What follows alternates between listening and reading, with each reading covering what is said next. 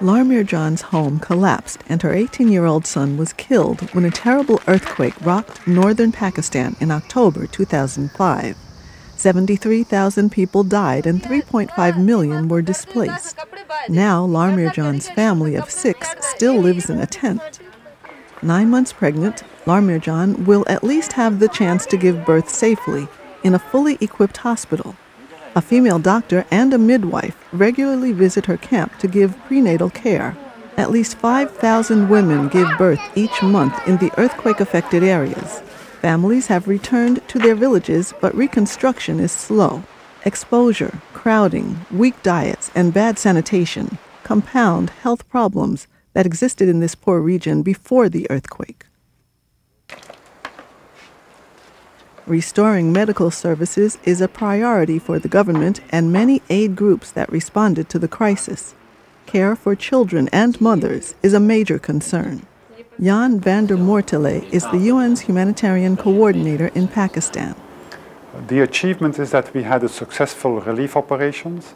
We had a very complex reconstruction. 80% of the health facilities were destroyed. That's over 500 facilities. This winter, the acid test for our preparedness will be the health sector.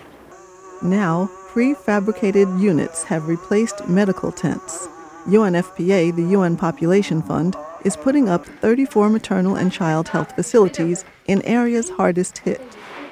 An all-female live-in staff provides primary care, prenatal checkups, and skilled deliveries in areas where male physicians cannot examine women.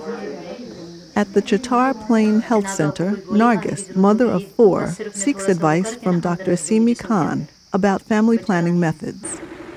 For the first time ever, mobile service teams are visiting isolated Kashmiri villages like Mastana Gali, where the earthquake wrecked 80% of the homes. Nasima, 2 months pregnant, gets a prenatal exam and advice on nutrition, health, and safe childbirth.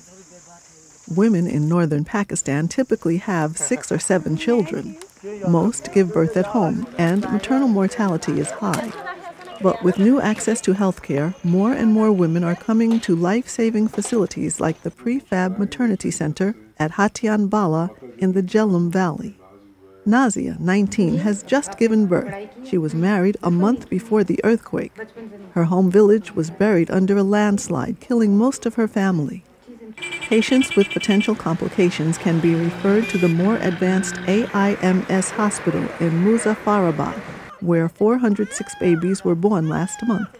Doctors delivered Perveen's baby by cesarean section. 3 of Perveen's 5 children died in the earthquake. 1 was just a day old. A baby boom continues in the devastated region. Rebuilding will take years, but health care for many mothers and infants is already better than before the earthquake.